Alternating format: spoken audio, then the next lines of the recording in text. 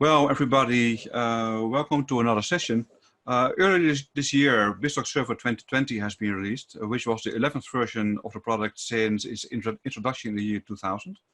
In her session, Valerie Robb, Senior Program Manager for BizTalk Server, will tell about the latest version of BizTalk Server and what you can expect in the future. It's up to you. Excellent. Well, hello, everybody. Welcome back from your break. And I'll start out here. Yes, BizTalk Server 2020 was released January 15th, and it was a long-awaited release, and we were very happy to be able to provide it to everyone.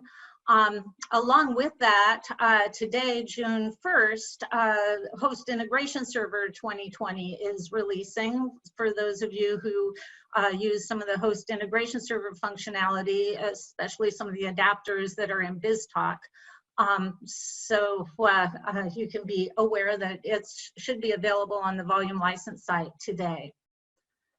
So first, a little bit about the BizTalk Server 2020. This isn't news to most people. It has been around for about 6 months now.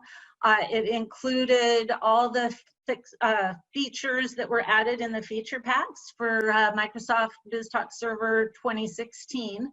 And then added a few other items that you can see over on the right-hand side there, the read-only administration for read-only operators group, blob storage adapters, and then group managed service accounts, and some audit logging, along with using Saxon for doing later editions of the XSLT. And then, of course, our platform support that we added to it.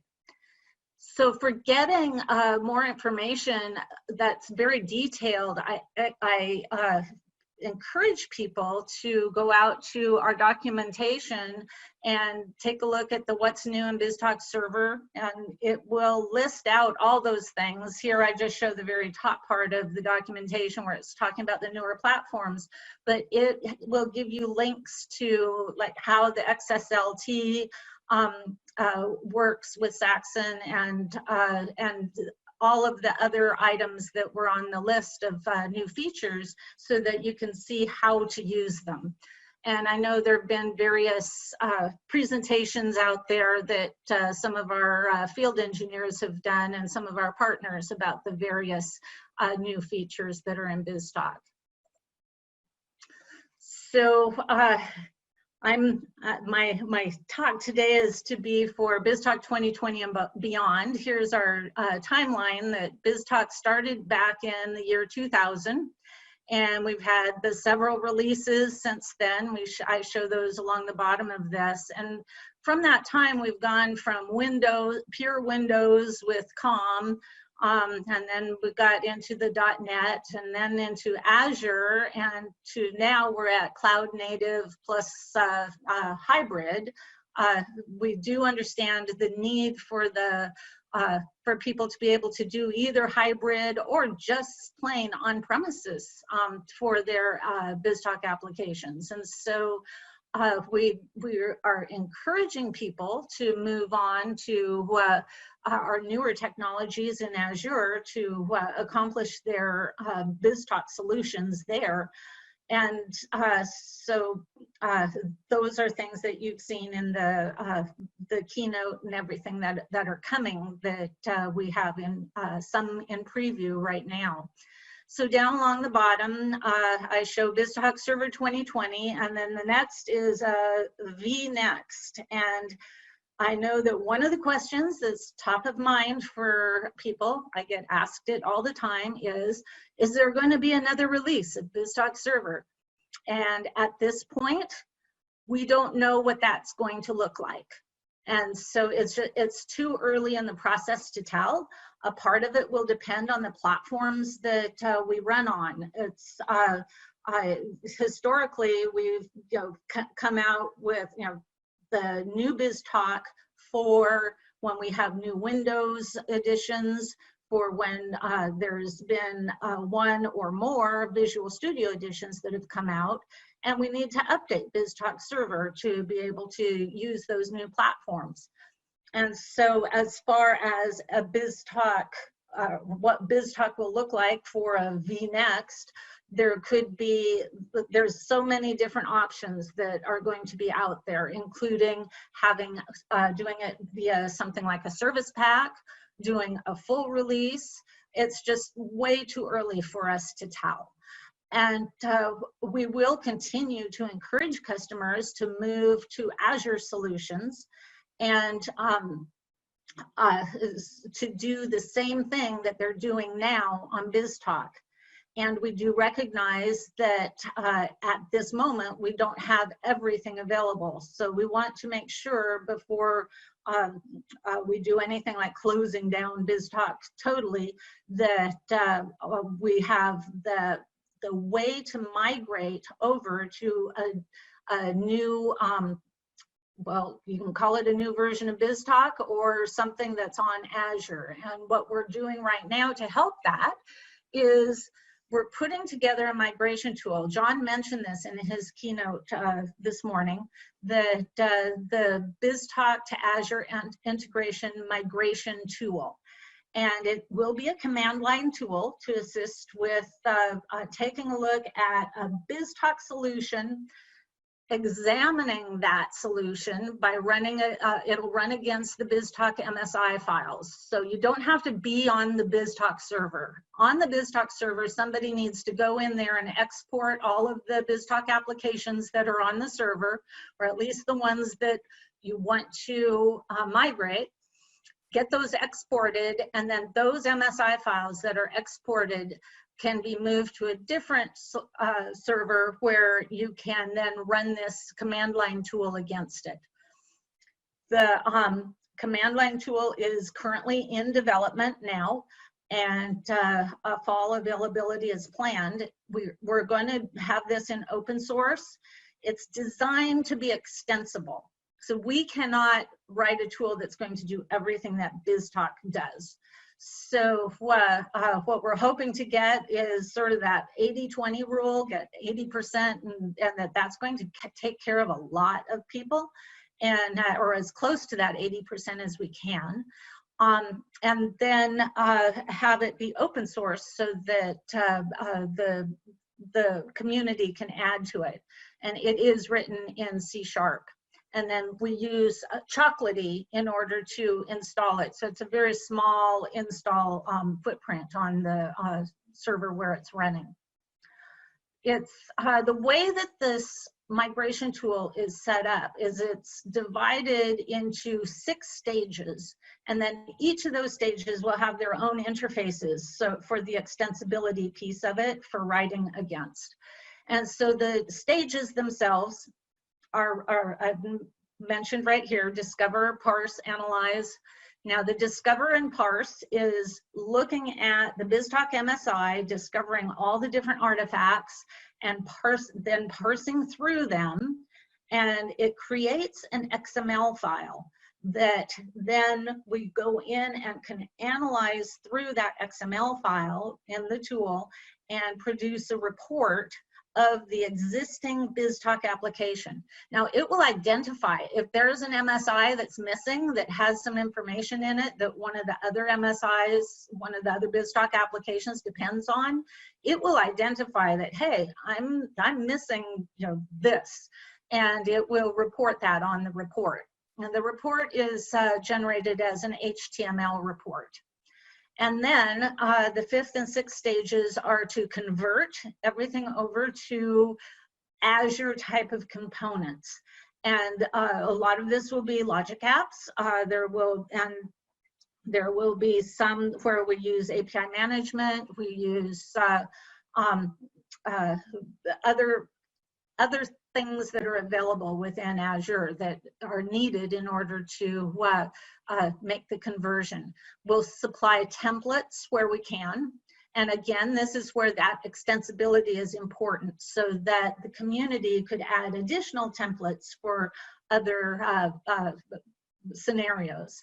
And then we've got a verify component for being able to help with testing and verifying that that finished application is working.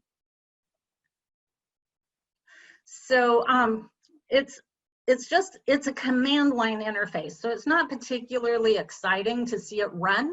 So therefore, what I'm doing is I'm going to show screenshots, and I am hoping that these are going to be zoomed in well enough for everybody to see. But you can see here at the very top, it's there's an assessment that's being done, and it's an AIM is the name of the program itself, the executable. And that stands for Azure Integration Migration and Tool. And so we start out and notice that it's going through, there's near the bottom, you'll see where it's found the library in Chocolatey in order to run this. And then it's going into that first of the 6 stages, which was discover. And so it heads on into discover. Now this is being run in the verbose mode. So there's extensive logging in order to help to, when this is, if there's an error, then we'll be able to see where the error occurred pretty easily. It doesn't have to be run in the verbose mode. When it's run in the other mode, it just basically runs and then it says, now I'm done, or it'll say whatever errors it may have encountered. So we've got the discover stage here, and then the parse stage. And notice it, you'll see that it says, let's see here, let me move this. Here it's talking about running stage parse, and then running stage runner, and then there's all sorts of different runners that are used for each of the stages.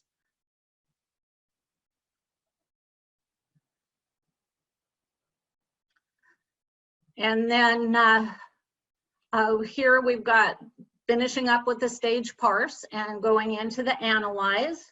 And after it goes through the analyze, it goes into the stage for report. And then here it says skipping stage convert and skipping stage verify, because we just we're doing an assess of the BizTalk environment, and then it's just is runner completed. Now, our stage convert and stage verify are not are being worked on. Actually, the convert stage is being worked on at this time, and so I don't have anything to show you specifically for that.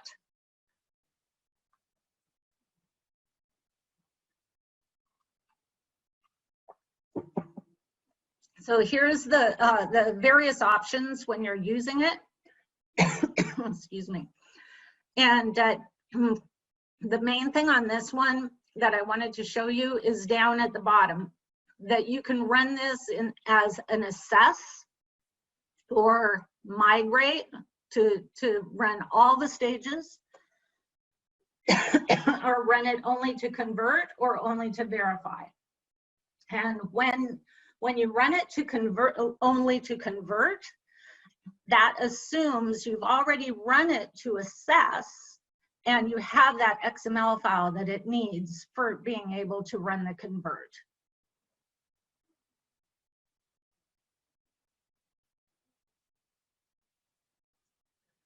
And check. Oh, okay. So I do have a question here asking, how are we going to move BRE to Azure? And the business runtime, or the BRE is, that's really, that part of it is not part of this migration tool at this time. And that is something that we're still going to have to be looking at, the sorts of ways to go about that. So let me show you. Okay, this is the report, what it will look like, and this is just a screenshot of it, but there's areas here where you can dig in and see more about the what it had found. And it will bring in things like, this happens to be one for an FTP, And once you dig down deep in it, you'll be able to actually see what is the FTP, what are all the settings for in the FTP port and where it's going and all that, so that we have all the information that's needed to create what would be needed for the FTP connector. But we don't have, of course, the user ID and password for the FTP connection. So there will still be some things that will have to be done by the user. So earlier today, John showed this slide that shows the actual report shows the design of the logic app or the Azure solution that's going to be created from this. And this is conceptual at this time. We're working on this angle of it.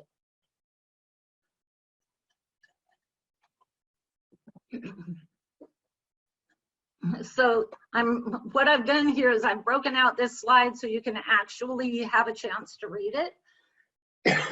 In the top, this is the beginning. You can see here the FTP adapter.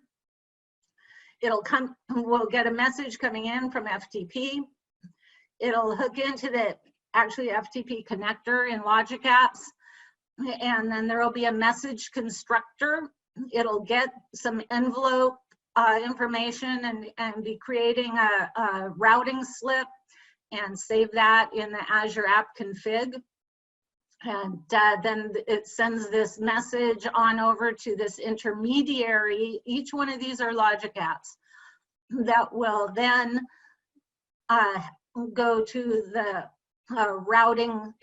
This is a routing slip router, and it'll receive everything. We will be using the management API, resolve the routing address to see where this message needs to get routed to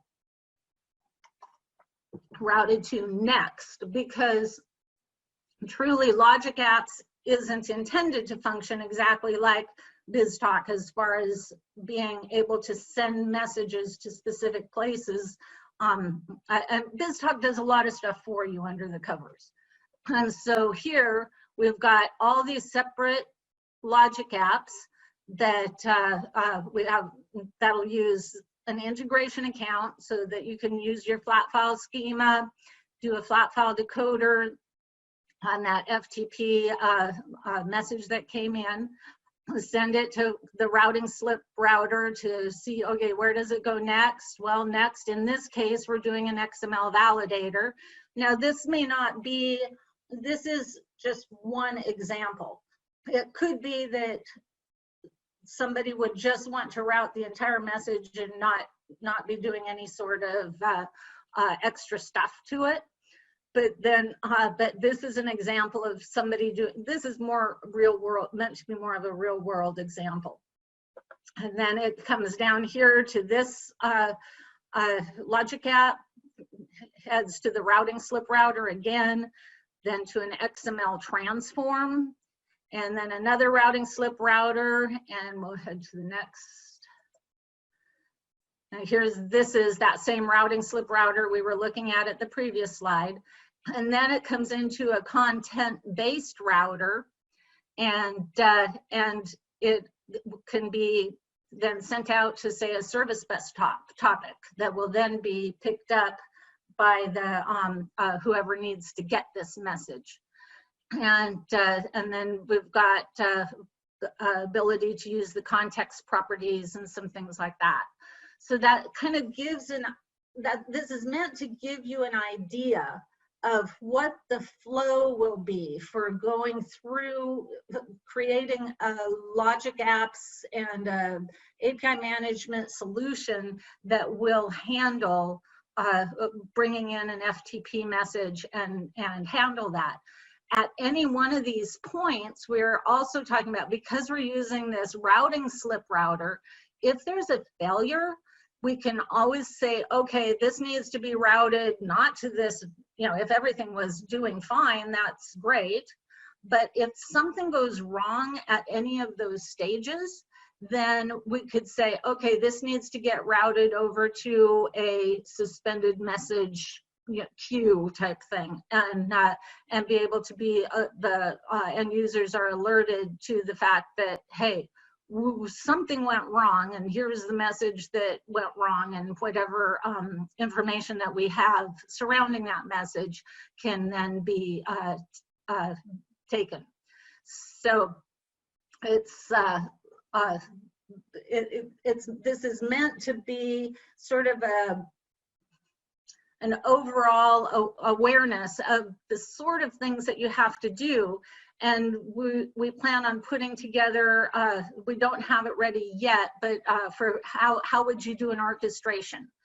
And then with mapping as well, so that people can get an idea of what they need to be thinking in terms of over in the Azure integration world versus how do you think about it in the BizTalk world, because there is a shift that needs to occur as to how you approach some of these, but it's not necessarily something that's insurmountable. It's something that, yes, can be done, and this is meant here to show how, here's the overall picture showing all those logic apps. Now, we have on this, it's like these are set up so that there are a whole bunch of separate logic apps, and you can put this and put those logic apps together into one single logic app. For the purposes of the migration tool, we chose to put them out into separate logic apps to give people a better idea of how are things working. And the other piece to this is that in many operations, people are going to need to have an XML validator or a flat file decoder. And so having that as its own specific piece will make it so that they can reuse that and call that logic app, and in a different BizTalk migration solution. And so they have these various building blocks that they can use to put together, and they already know it's tested. The other argument for this was the fact that testing would be easier because you'll be just testing a discrete piece of code, and when you know that that works, then it'll work. Given the right input, it will do the correct output for you in all of your solutions. Now, for somebody who just has one or two BizTalk solutions, they may not find this helpful, and they would rather not have a whole bunch of logic apps sitting around in their account. They would prefer one larger logic app, and maybe they have two places where they need to do the flat file decoding, and they choose to just copy the code and put them both in there. So this isn't meant to be prescriptive guidance as to this is the way everybody should do it, but this is meant to be, here's how it can be done, and then you can take this to match better for whatever the solution is that you're going for.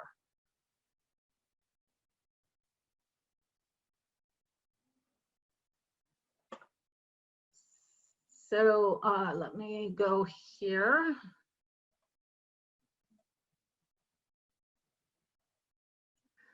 So for more information, I encourage everybody to look at we have it's AKAMS BizTalk 2020 What's New for taking a look through there. The BizTalk migration tool, here's my contact information with my email if you're interested in being able to get some, maybe provide some early release, be in like an early, we're not going to have a formal program for early release on that, but I am definitely open to working with people if they want to give the tool a try once it gets into it needs to be a little further along than what it is right now. Right now, it does a pretty good job of looking at BizTalk Server MSIs. And so if there's somebody who wants to work with me on some MSIs that they already have, then so that you can see what the output is, I'm more than open to that. So let me take a look at the questions here. What about, pardon me? No, sorry, indeed. Yeah, there's quite a set of good questions coming in. Okay, let me take a look here. Okay, so the BRE, it's like, yeah, the rules engine, we're going to be looking at that, and I don't know that it's going to be very in the scope. We need to start somewhere, and this migration tool is where we're getting started, and we'll have to. The BR business rules engine is definitely a question that we know needs to be answered. And then here, a wizard generation feature to move on-premise orchestration easily to the cloud. Okay, well now here the orchestrate. Okay, so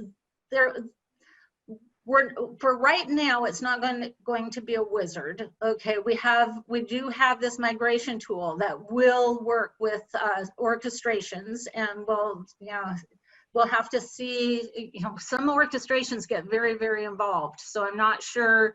We haven't got to the point of working with the orchestrations yet. So that is going to be something that we'll be looking at. And the on-premise orchestration, it's not so much moving it from on-premise to the cloud, it's moving it from your BizTalk server into Azure, because now Azure will be able to be run in containers on-premise or in containers on the cloud, right? And running in the cloud. And it's going to, you should be able to just do pick it up and drop it over. So it's not going to be something different for, oh, I'm moving from BizTalk to my Azure in containers on-premise. Now I want to move from on-premise to the cloud.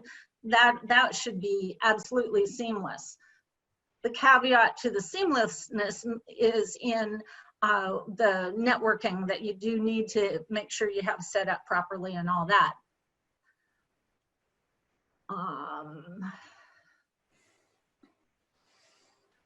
Swift message bot pack. Oh, okay. Okay, so the Swift message pack uses the BRE policies. Okay, so the question, I guess I'm not sure how many, I think all of you see the questions. But the Swift message pack uses the BRE policies, and are we going to be able to help that with migrating for Swift? And again, that is not something that we are trying to solve with this migration tool. Okay, the migration tool is our first cut at doing all of this, and so that would definitely be something that we'll need to look at, and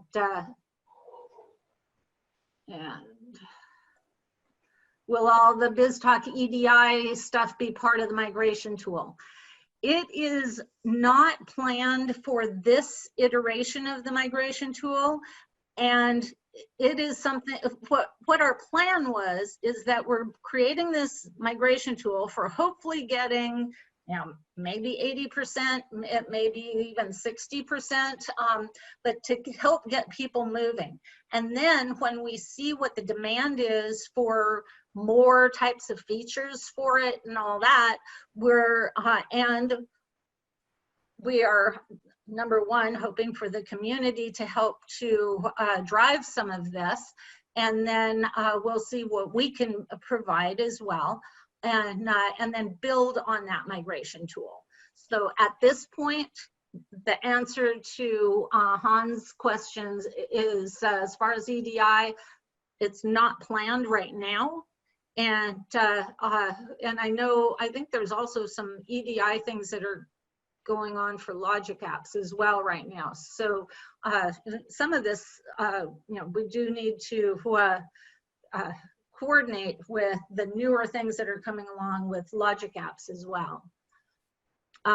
Custom code inside of orchestrations. Yes, that's something that we are aware of, and we're going to make a stab at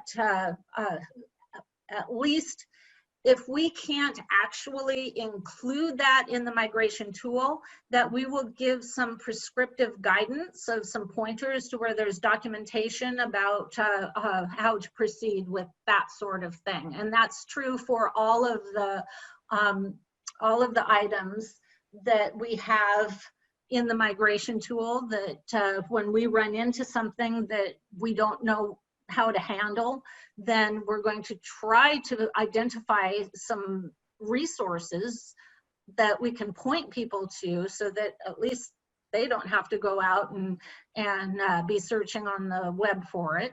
And so where we can, we'll try to do that. And where we can, we're going to actually provide some simple solutions, but it may not be able to handle all of the different sorts of custom code. And one person has did a comment that this could be a document tool. And my assumption when you're saying a document tool, meaning that people can find out what they have on their BizTalk server and get that documented. I've run into customers who they no longer have their BizTalk engineers around. Whoever created the BizTalk solutions have, was somebody who was a contractor, or that they had a partner come in and do it, and now they're gone, and they know sort of what they know what it does, but they don't know the internals of it, inside the company. And this will can help a lot. And my hope is even what we have right now to run against some BizTalk MSIs could be a helpful feature of this tool, to be able to just get a good picture of what you have for BizTalk. And then I guess, Peter, I'm not sure when you said a kind of document tool, if you meant something other than documenting an existing BizTalk application or implementation. But yes, we do hope to have, some, if not the actual documentation on how to do things, at least pointers to where in our docs it shows how to do some of those things. Okay, scenarios about polling and SQL Server with 2 statements and debatching. Yeah, that's starting polling. I'm trying to recall if that was within the scope of our current tool. If on those sorts of things, we will either give some prescriptive guidance, or we may have some sort of a solution for that. These questions are great, because I can bring them back to the team and we can talk about some of these. Will there be a solution for the DB lookup functoids? Okay, that was not on the list, on the scope of the current migration tool, and but it's definitely a good thing to add. Yeah, and Michael mentioned here that utilizing a fair amount of custom C# libraries, and yeah, and I think that's pretty, reasonably common in BizTalk. And so we did have that as, knowing that we need to address that with this migration tool, and exactly how it will be addressed is still up for a bit of a question as to how much can we do. And let's see. Oh, getting some feedback. Hopefully not everybody's getting sound feedback. Uh-oh. Okay, so BizTalk order delivery scenarios. There was just, from Hans, there was just recently, we added some information on our documentation in Azure for Azure Service Bus of how to do order delivery with using service bus sessions, it was. And so we do have that available within within Azure. So Hans, if you want to email me, I can send you the link to that that article, or you may be able to find it yourself with searching. It was just something that was newly, well, actually re-added. It had been in a different place in the docs, but had dropped off.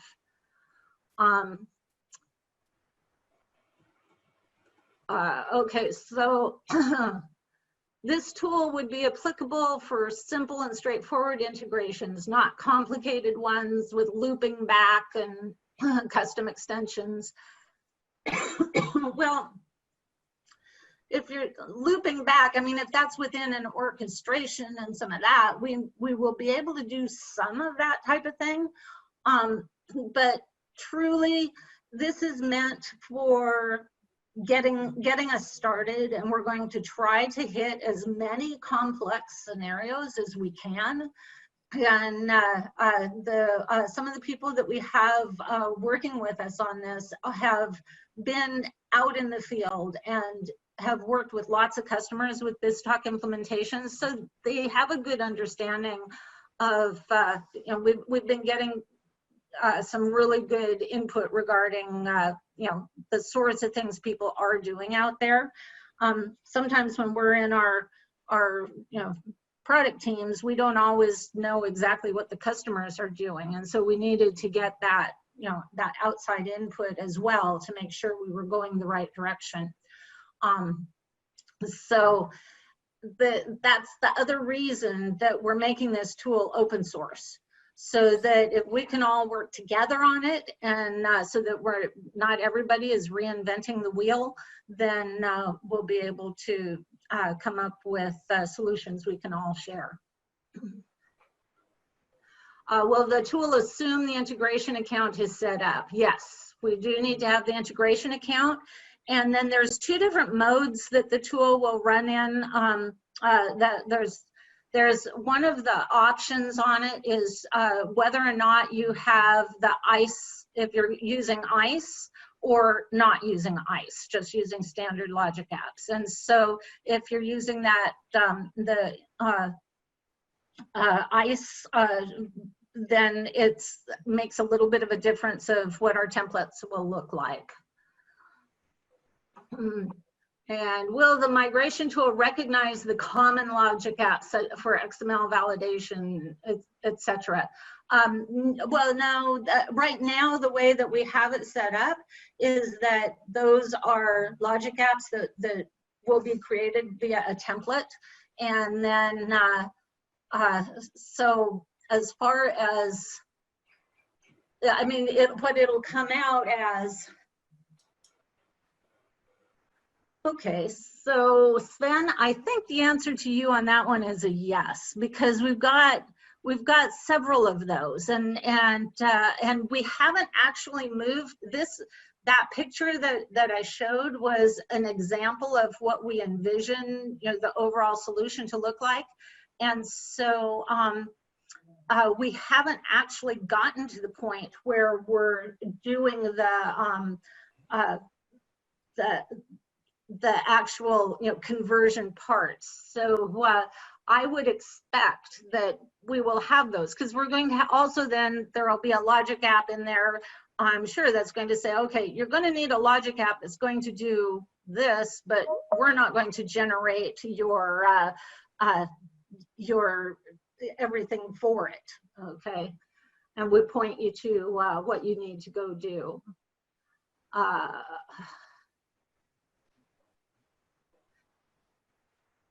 Okay, asked about verifying, elaborate a little bit more on the verify stage. Okay, so the verify stage, I'm really hoping that it will get some good traction in it on this migration tool. That part we haven't really gotten to yet. It's to help people to test and see how they can, once they've created this, how do they ensure that it's really going to work? And so that's part of that verify stage. And I really don't have a lot of detail on that. One of the things was that we were, making these explicit smaller logic apps so that they can each be tested separately, and then you test through the whole end-to-end scenario. So Ahmed, we're going to, I'm actually, I'm excited about that verify stage, because sometimes I think testing is not done as completely as it could be. And what we are finding sometimes is on this, as we go through it, we're finding that, oh, well, you can't necessarily do some things in logic apps, and then we're talking to some of the logic apps folks that know more than I do about logic apps about, okay, how do you get around this, or how do you do this, so that we can give the prescriptive guidance on that. And then the last question here, what about considerations on low latency and with that amount of logic apps and components? And yeah, performance is a question mark on all that. Running logic apps under functions should help a lot with the latency piece of it. And so that is going to be something that we're going to be looking at and seeing if we, need to have people go for maybe a little bit fewer of the logic apps, combine some of those together. And we have not gotten to that point yet. No, I must say there are still more questions in the pending tab, still quite a bunch. But that will be too much to all take them during the actual stream. So I'm afraid we have to wrap up the video stream for the webinar. But when it's over, you, Valerie, and the audience will still have access to the Q&A section. Excellent. So indeed, yeah, if you like, then you can still have a look at all these different questions and get back to the people. Okay, excellent. And I do encourage you to email me. And if it takes me a day or two to get back to you, as I'm not sure how many emails I'm going to expose myself to having this, but I think that a lot would be great. So please do feel free to contact me. Thank you so much, everybody. And I hope you all enjoy the conference. Thank you so much, Valerie. And thanks for being with us again. Excellent. Covey.co